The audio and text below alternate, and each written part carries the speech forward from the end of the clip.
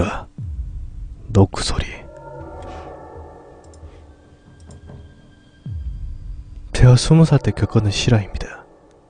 참고로 1%의 픽션도 가미하지 않았습니다. 이야기 시작에 앞서 전 귀신이라는 존재를 믿지 않았습니다. 귀신의 존재 여부를 놓고 친구와 열을 내며 말다툼하기 부지기수였죠. 어릴 적 전설의 고향을 보면서 콧방귀를 끼는가 하며 워낙 겁이 많아서 경기도 독서에 위치해 있던 허름한 폐가 앞을 새벽에 걸어갈 때도 끓이기 없었던 아이였습니다. 2001년도 그 당시 아버지 사업이 흔들리면서 저희 집은 자그마한 집으로 이사를 해야만 했습니다. 3가구 주택이었는데 위로는 자그마한 산이 있었고 그 산의 입구로 사찰이 있는 새벽에 오르며 살짝 음산한 기운이 감돌 정도로 기분이 안 좋은 고지대에 위치한 집이었습니다. 제 방은 침대와 컴퓨터 책상에 니은자로 위치해 있었고 침대 옆으로는 옷장이 하나 놓여져 있었습니다.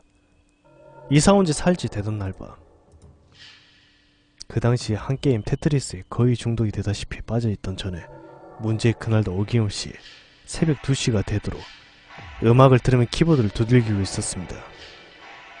새벽 2시가 좀 넘어서일까 누가 방문을 치는 작은 소리가 들렸습니다. 언제나처럼 어머니께서 게임 그만하고 자라! 는 잔소리를 하실 것이라고 생각하고 아 왜!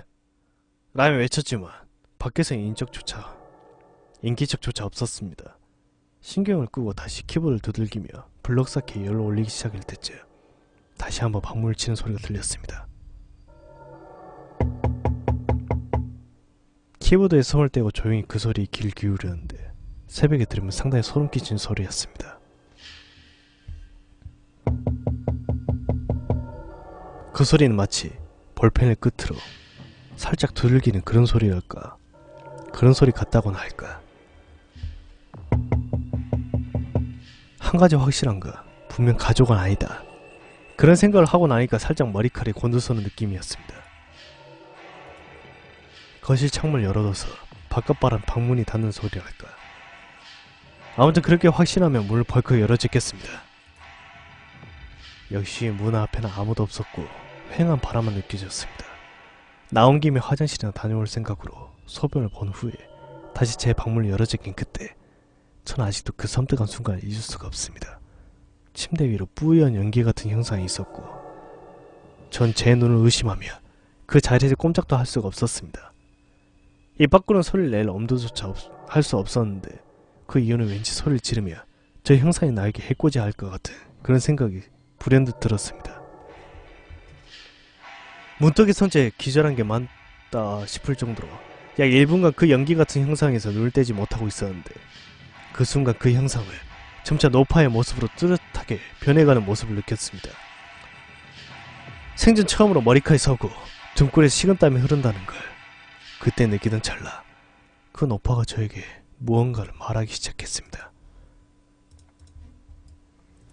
신경 쓰지 말고 너 할 거에. 신경 쓰지 말고 너 할 거 하라고. 분명 내 귀로 들려오는 소리는 아니었지만 뭔가 텔레파시란 게 있다면 이런 느낌일까 싶을 만큼 그렇게 말하는 걸 느낄 수가 있었습니다. 노파의 무언의 명령에 따라 마치 조종당한 듯 저 컴퓨터 책상에 의자에 앉았습니다.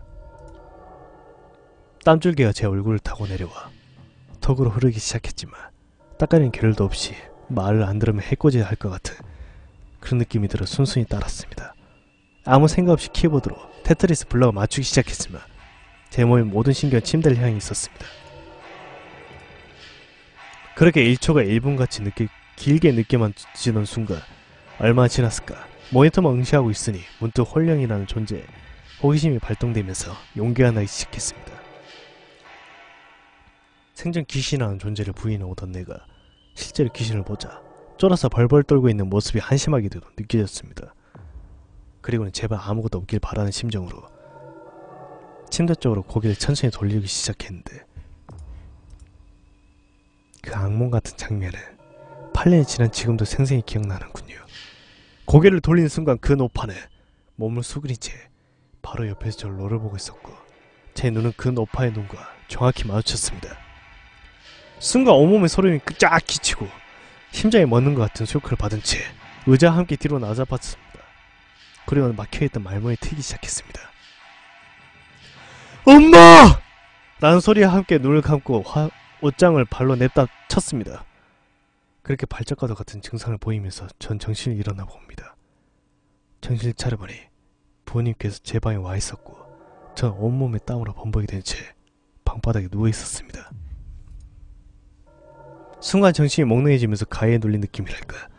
방금 나 자신이 경험한 게 꿈이었는지 현실이었는지 헷갈릴 만한 몽환적인 느낌을 받았습니다. 마치 악몽에서 막 깨어난 듯한 몽롱한 느낌. 꿈이라고 치부하기에는 너무나도 생생한 그 기억. 특히 그 노파의 생기없던 핏빛 가득한 눈빛. 어떻게 있겠습니까? 시계를 보니 4시 10분이었습니다. 벌써 2시간을 흘려버렸나 하고 생각하니까 정말 내가 꿈을 꾼 건가 라는 착각이 들 정도로 그 경험이 꿈처럼 느껴지기도 했습니다. 하지만 그것이 단순한 꿈이던 가위에 눌리던 간에 그 후엔 좀처럼 제 방에서 잘 엄두가 나지 않았습니다. 그래서 며칠 혼자 사는 친구 집에 신세를 져야만 했고 거의 3주가 되었어야 집에 돌아올 수가 있었습니다. 평소에 영혼의 존재를 부인해왔던 게 도움이 됐었는지 제가 눈으로 보고 느꼈던 존재조차 꿈이라고 생각하니 한결 마음이 편해졌습니다. 그 일이 있는 후 새벽 늦게까지 한 게임 테트리스를 하던 습관이 없어졌고 매일같이 밤 11시 이전에 잠에 들려고 노력했습니다. 그 후로 4년을 그 집에 사는 동안 전 군대도 다녀왔고 어엿한 직장인이 되어 있었습니다.